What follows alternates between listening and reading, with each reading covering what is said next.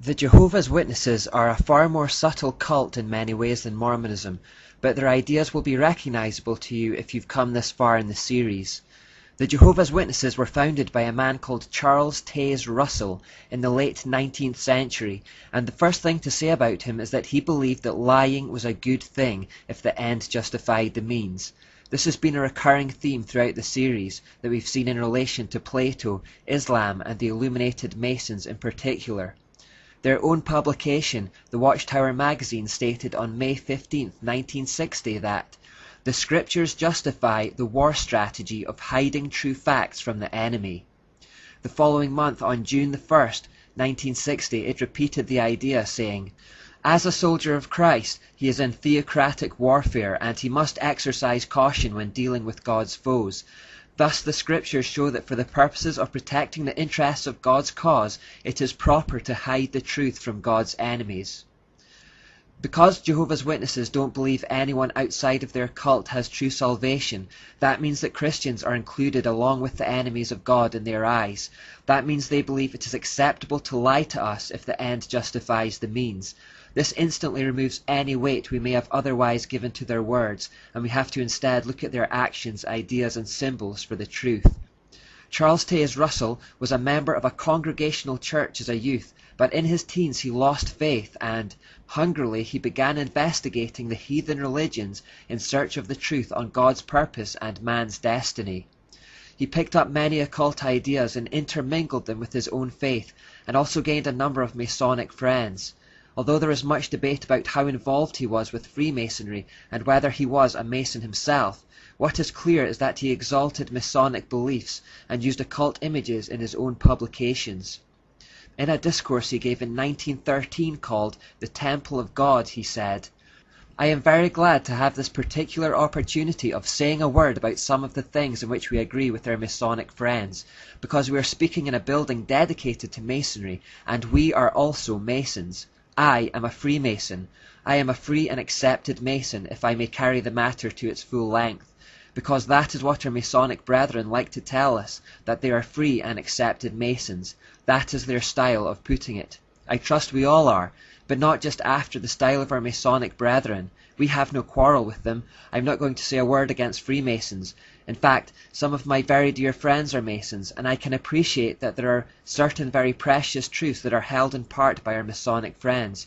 I have talked to them at times, and they have said, how do you know about all of these things? We thought nobody knew anything about these things except those who had access to the very highest logic. Russell went on to use a Masonic name for God, saying, I had been in conference with the great master workman, the Lord himself, and I have secret information.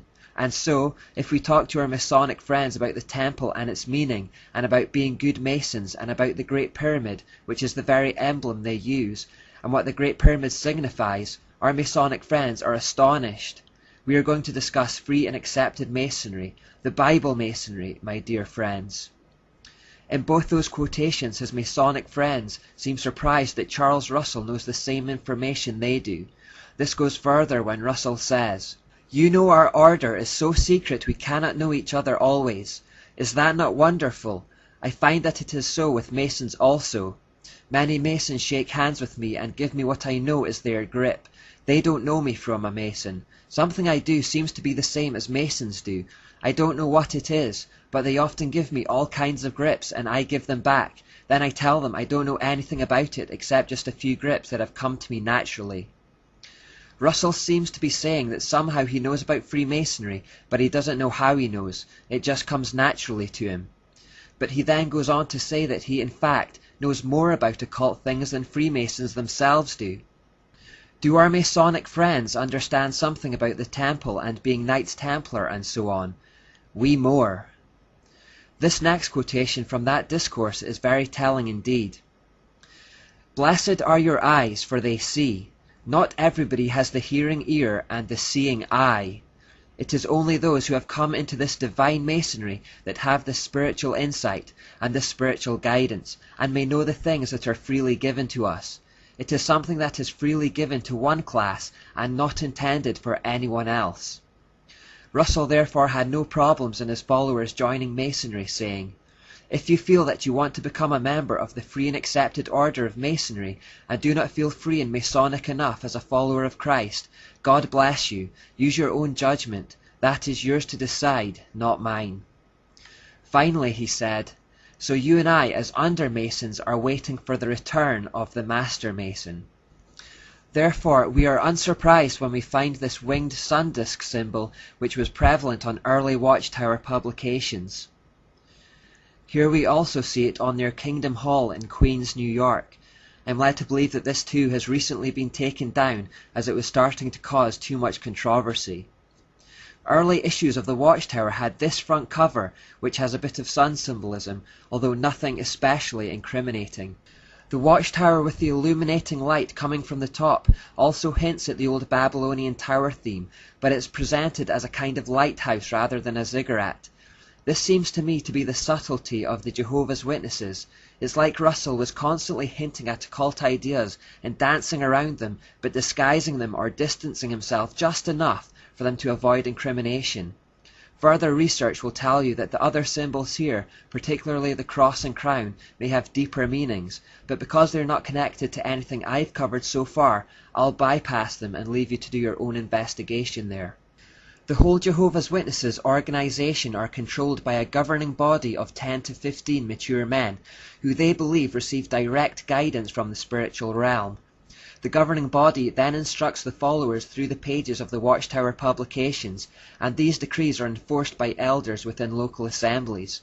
We're basically talking about a power hierarchy here, where those at the top claim spiritual authority to enforce their temporal authority. Jehovah's Witnesses are taught that Scripture alone is insufficient to understand the things of God, and that they need the teachings of the governing body as passed down through the Watchtower to properly understand the Bible. They say, Jehovah God has also provided his visible organization, his faithful and discreet slave, made up of spirit-anointed ones. Unless we are in touch with this channel of communication that God is using, we will not progress along the road to life, no matter how much Bible reading we do. They teach that people are not to think for themselves, but are to rely upon this hierarchy for true knowledge, saying, but a spirit of independent thinking does not prevail in God's organization, and we have sound reasons for confidence in the men taking the lead among us. There are similarities here to the Catholic Church and all the pagan hierarchies, in that they try to keep control by teaching their followers to develop a dependency on the hierarchy for truth, and not to think for themselves. Also, like Catholicism, they strengthen that control by saying that if anyone goes against their teaching, they will be removed from the fellowship and therefore will lose their salvation. The use of guilt and fear to control the followers is enough to keep them towing the party line. Anyone who has tried to leave will know how controlling an organization it really is. Jehovah's Witnesses are also expected to spy on one another and report any misdemeanors to the elders. If they don't, they run the risk of being disfellowshipped themselves. People can be disfellowshipped for such things as speaking to a disfellowshipped person and reading material that hasn't been approved by the governing body. So in that we see the same old attempts to keep a firm grip on the information flows. Those information flows say that Jesus Christ is not God. Jesus Christ is a created being. The Archangel Michael is a god. That Christ's body was not resurrected, and that the Christian Church is not preaching the gospel. Why do the Jehovah's Witnesses have so many doctrines that are in common with the doctrines of demons? Well, as I mentioned, their governing body believes it is experiencing direction from the spiritual realm. They believe that direction to be angelic. Vindication, Volume 3 says, the heavenly messengers are angels of the Lord, now used by the Lord in behalf of the remnant.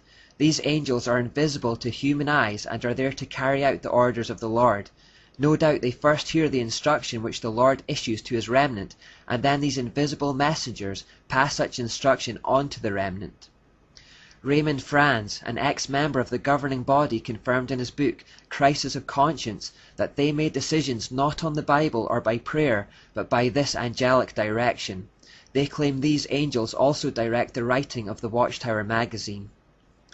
The Lord used the Watchtower to announce these truths. Doubtless he used his invisible deputies to have much to do with it. On top of this, they practiced necromancy, communication with the dead, as they claimed that Charles Russell continued to contact them after death to guide the organization. Though Pastor Russell has passed beyond the veil, he is still managing every feature of the harvest work. We hold that he supervises, by the Lord's arrangement, the work yet to be done.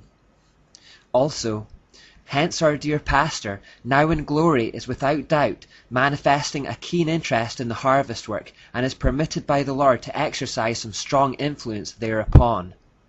The Watchtower has made numerous false prophecies and set wrong dates that have come and gone. They have mistranslated the Bible, endorsed things like numerology, spiritism, necromancy, astrology, and masonry. Clearly, whatever they are in contact with is not from God. Finally, this is a close-up of the inscription on Charles Taze Russell's grave. You may be surprised to see what kind of shape this grave takes. What is also significant is that there's a building in the background, and if we were to walk down the slope to the foot of the flagpole, we would see this. This is the Greater Pittsburgh Masonic Center. I need to keep repeating that no human beings are our enemies, and that these individual organizations are not our enemies. Keep looking beyond the princes of Tyre to see the King of Tyre. Our enemies are spiritual, not physical.